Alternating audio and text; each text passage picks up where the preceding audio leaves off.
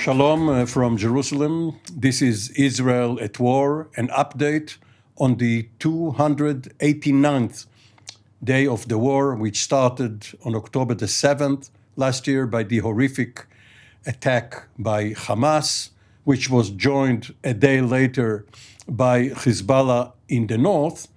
And 9 days after that, on October the 17th, the Houthis in Yemen joined the fight, which over this weekend have brought about a new peak or a new front in the Arab-Israeli conflict, with the drone, the UAV, hitting Tel Aviv Friday morning, killing an Israeli civilian.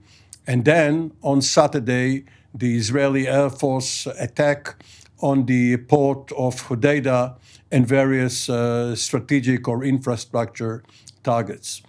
And to unpack it, we have with us three distinguished general officers from the Israeli Defense Forces Reserve.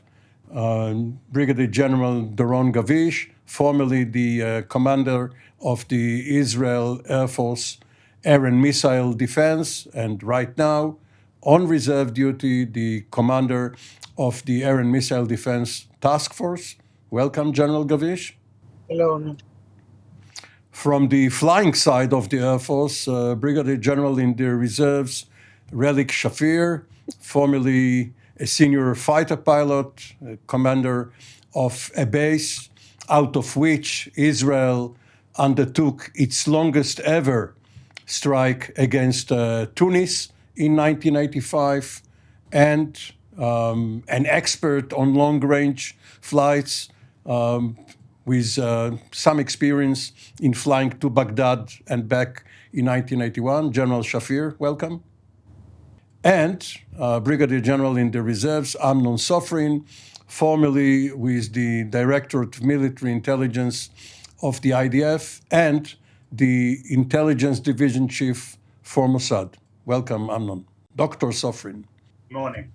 So, General Gavish, you're in the unenviable position of having to explain how come, after so many attacks by the Houthis, mostly along the Red Sea route from Sana'a or Hodeidah to Eilat, almost straight up, south to north, all of a sudden there appeared a drone hitting Tel Aviv from the west without being intercepted. Well, indeed, Amir, we talk about it here more than once while we are saying that we have a good defense, we could say, over Israel, but it is not an hermetic one. And we saw it also in the world of UAVs. We usually say it for the world of missiles and rockets, but this is, of course, true also to the world of the UAVs. We have to say that from the beginning of this war, there were overall around 200 projectiles that were shot toward Israel from Yemen, from the terrorist organizations, the Houthis. And out of those 200, there were only two that penetrated the sky of Israel. One of them was around Eilat, and this one around, or not around, in Tel Aviv. So it gives us some proportion of where we are in this, I would say, mission and the capabilities of the Israeli Air Force. Now, what happened? It was a human mistake. After the debriefing that was held by the chief of the Air Force, Tomer Bar, what we understand is that there was detection of this target, but it was detected as a non-threatened target. And once the target is being detected as a such, then there are no means that are defending against it, because it could be either airplanes or the air defense that would be dealing with such a target. Also here we have to say that, how the one who is really in charge on this area within the Air Force is the air control unit, who is the one who is controlling the air, we should say. And during the last 9 months, they saw and they are still seeing thousands and thousands of targets. So unfortunately, this one was mistakenly detected as a non-threatened one, and this was basically the reason why we didn't try to intercept it. General Shafir, let's move to the flying force. After 9/11, there was a new procedure established within the IDF, especially the IAF, but also above the military, called World Trade, where you have only a very limited time to react to what was originally, as General Gavish said, defined as a non-threatening target, a passenger plane, perhaps with its transponder off. All of a sudden, it turned out that it is in very hostile hands and is bent on a very destructive mission to crash into Tel Aviv, perhaps even the IDF compound or the Ben Gurion airport. What are you pilots doing if you are scrambled to get close to this target and relay back to your home office your recommendation on whether to shoot it out of the sky or not? Start off with mentioning a drama that is probably shared by most of the pilots. About 50 years ago, a Libyan passenger plane had made a mistake and flew into the Sinai, which we held at the time, during a sandstorm, lost its way. Two F-4s were alerted to the mission and had been directed to shoot down the civilian airplane. That ended with 120 people dead. Well, except for one, I think all of them died in the sands of the Sinai. And this was a mistake by all the decision makers that the pilot could have stopped, understanding that the sandstorm had made the pilot err in his navigation, and the pilot did not stop it. And that is in the, I would say, back of the minds. In this particular case, it was clear that even to the controllers that it was a drone that had probably flown through the Sinai and had made a turn, which was unexpected, due west. And in the meanwhile, there was a drone coming in from the east. We don't know if this was pre-planned or not, but the danger from that drone that had carried about 20 or 30 kilograms of explosives was not parallel to a civilian plane coming in from the west directed towards Tel Aviv. So that kind of changes the mindset of the person who needs to shoot it down. Had it been a pilot in the air, he would have probably locked on the drone and shot it down as soon as it got to it. So that would not have been a problem. A more serious problem would have been if it were let's say, a hijacked airplane or a targeted civilian airplane coming in, and that would have put the pilot in a position where he had to make difficult decisions. In the current time, it is probably something that would go between the pilot and the air controller, that this was a hostile mission, and before it gets to Tel Aviv, it would have been shot down. But that is a problem that we're going to face in the near future or far future. And at the end of the day, it's on the pilot's hands to make the decision. But who is better equipped to shoot down such a target, the air and missile defense or the fighter pilot who is much faster than this target? Perhaps too fast. No, I think most of the pilots are already oriented and have shot down quite a few of those on the night in April when they were these types of drones were coming in from the east. So the question is what type of a drone it is, whether it is heading towards a dangerous area, and where to shoot it down so the debris from the missile does not cause more harm. I think both the ground forces firing the different types of missiles and the pilots are pretty adept and knowledgeable about the possible decision sequence.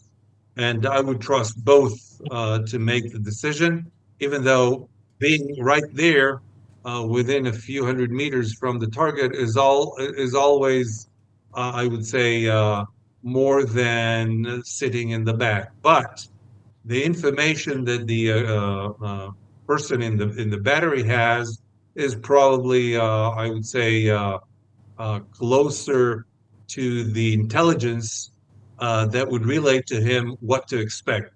So on the balance, I would say that it's about the same.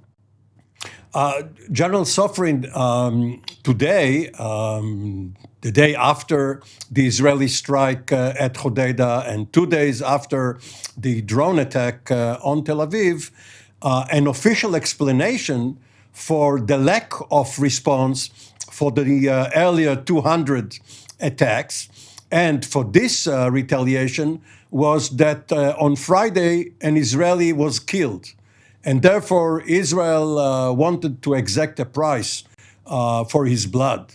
But isn't the very essence of deterrence trying to prevent just such an event? Why wait for someone to be killed before you respond to 9 months of attacks?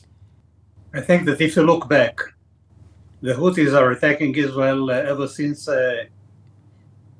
mid-October 2023. That means that they are already part of the what we call the multi-arena confrontation with Israel, orchestrated and of course coordinated by the Iranians. And they launch missiles and they launch rockets and they launch UAVs to Israel that are being intercepted on the way.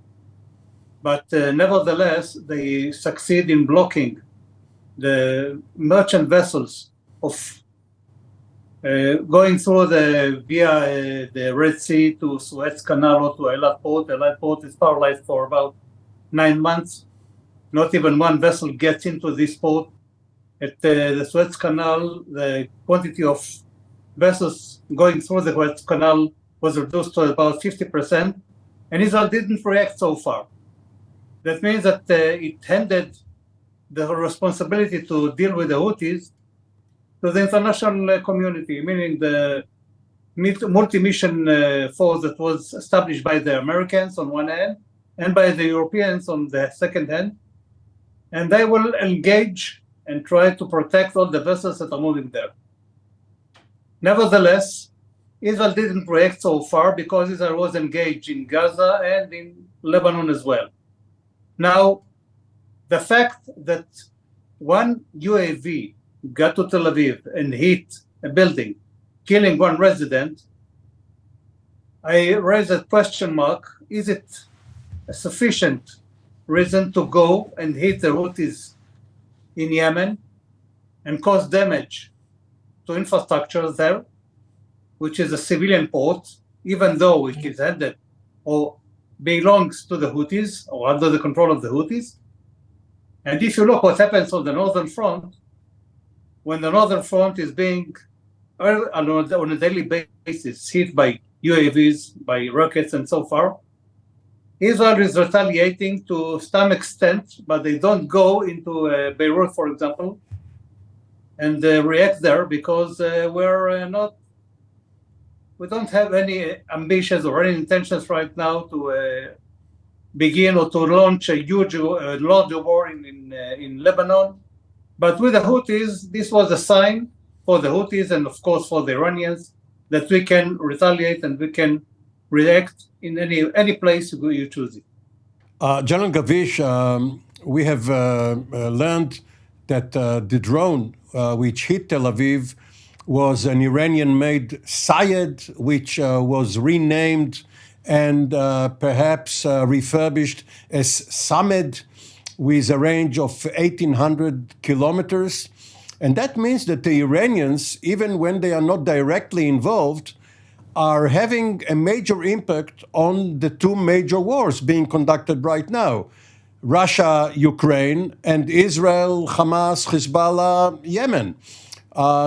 What's the lesson here? Is there any real effectiveness in hitting back at the Houthis when the suppliers, the Iranians, get a lot of immunity? Well, this is a right and a very good question, Amir, because we all understand that the destabilizer of the region are the Iranians, and not only our region, as you rightly mentioned, that we know that the Iranian are equipping the Russians in the fight in Ukraine, and it also reflects to the, this challenge that we have here in Israel. This is not only an Israeli war, and I think this is also something probably that Dr. Sofrin was, thinking while he was making his comment. This is a war that the international community, led by the United States, have to deal with, and with Iran mainly. Because what we are seeing from the Hezbollah, from the Houthis, from others, this is something that is being orchestrated by Iran. There is no question there. And the big strategic question is how the international community is going to react to the Iranian behavior, because, as you said, this is a direct, supplier that they give to those Houthis, but not only to the Houthis, also to the proxies in Iraq, in Syria, and of course the Hezbollah. Fully directed, and the big question is the next step with Iran, and it's a question for the international community, mainly led by the United States, of course. General Shafir, as a veteran of that mission to Baghdad and back, this is even more important than just going over.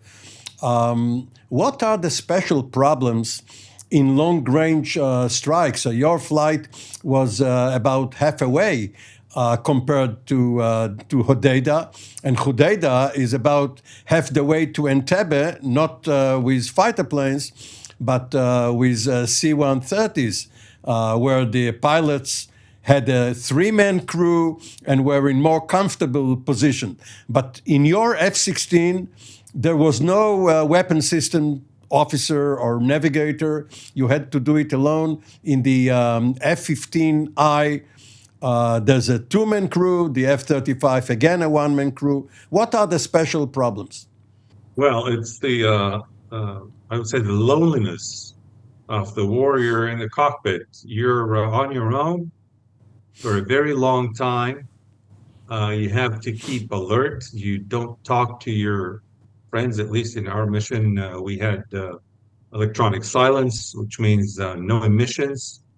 And you have to occupy yourself with the details of the mission for a long time and keep being sharp on the technicalities of flying, the weapon systems, the electronic warfare systems, etc., as you get close to the target, and keep the alert level high enough, and certainly high enough on the way back, because flying alone in the airplane, there's nobody to consult with, and even emotionally to share any emotions with. But on the other hand, this is um, a simulated attack that had been trained about for a long, long time. I mean, for at least 10 years, this kind of an attack had been carried out in simulation, meaning by flying and not delivering actual bombs on real targets at the end. So the pilots are well trained and ready for the mission, including all the necessary cooperation with other airplanes, other fighter aircraft, the the tankers, electronic warfare, etc. So the real mission is to keep alert along the way and make sure you do 100% directive to the mission all the way. So I guess that would be the most important thing. Professionally, all the pilots have been trained, screened through, and had been through this kind of flights many times before they're put on a real mission, such as we saw yesterday. But you fighter pilots are supposed to be master multitaskers. What do you do to fight the boredom or the fatigue? Do you recite poetry, sing to yourself, listen to music? Now there are also podcasts. How do you pass the time? Well, you'd wonder that after doing all the chores, sometimes you have to pinch yourself in order not to lose alertness. So each pilot develops his own technique how to do this. But you're right. Some people sing to themselves and and keep alert. They don't listen to music in their ears. You have to listen on the radio. But there are certain techniques where you keep your alertness focused and singing, pinching, all these kinds of things. Well, I would have thought that being so senior, you would have a pincher assigned to you to help you, that you didn't have to pinch yourself. But that's probably for another Air Force. By the way, the most difficult moment is right before landing, because before landing, you lose the I would say the alertness, and sometimes you really have to work at it to be very focused in landing. There had been mistakes in the past, so the landing again, you have to raise your adrenaline level towards landing, although it sounds like something very simple. So a lot of people do pinch themselves right before landing to make sure they're still focused on, I guess, the most important thing, which is getting back to the aircraft shelter. General Sofrin, in the decision-making process before giving the go signal for such a strike, how do the senior military officers and the political echelon estimate the probable response by the target, both if they have surface-to-air defense, but even more importantly, how will they retaliate, and is Israel ready to escalate even further? I think that when the decision makers are sitting and weighing if to give the green light to go or not, they have to weigh two things. The first one is what will be the immediate effect on the target that is being hit. That means how will the Houthis in Yemen react? And we saw this morning that they tried to launch ballistic missiles into Israel, and it was intercepted by the Arrow system, and that was the first reaction. But nevertheless, you have to look at the broader picture. We know that the Houthis are getting very close to the backed Iranian militias in Iraq, and they work together, and they created some what we call a mutual operation center to coordinate their activities together, and they apply and they hint and they say it openly, of course, it's not hinting, that they're going to hit targets at the Mediterranean Sea as well, and at the port of Haifa. And the backed Iranian militias from Iraq claim that they attacked or they launched rockets and missiles and UAVs into the port of Haifa, into targets at the Mediterranean Sea, even though none of them was confirmed by anyone. And that means that they have ambitions to go there. And now they have more ambition, I mean the Houthis, to go and join forces with the Iraqis, and maybe to send even troops to assist or to be able to participate in the fighting against Israel. And that is being taken into consideration, I guess, and I believe it was taken into consideration. And we have to understand that the escalation now is getting higher on this side, and they are not going to pass it over like nothing happened. They're going to retaliate. In the 1 minute that we still have, a question for all three of you. Please, 10 or 15 seconds for each response, starting with you, Doron, then Amnon, and then Relik. The main issue now is the ceasefire proposal regarding Gaza. And supposedly the Lebanon front will also quiet down. But do you think that it is now prudent for Israel to get a ceasefire in Gaza if the Houthis are going to go on as if nothing happened? Doron, please. Although this is a multi-dimensional and multi-directional war led by Iran, we have to fight in a way that we look on each one of the arenas separately, although we understand that there is a connection between them.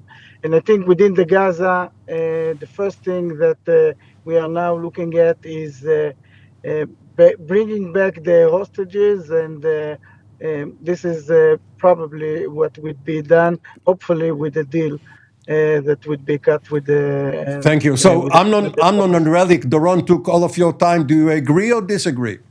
I agree. Relik? I think we should look at the global system and understand where we are and what the Israeli public needs. Israeli public needs a lull in fighting before we go on to a much larger conflict against the Iranians. General Shafir, General Sofrin, General Gavish, thank you all. This has been Israel at War, an update from Israel, TV7 News Israel in Jerusalem. For the time being, shalom.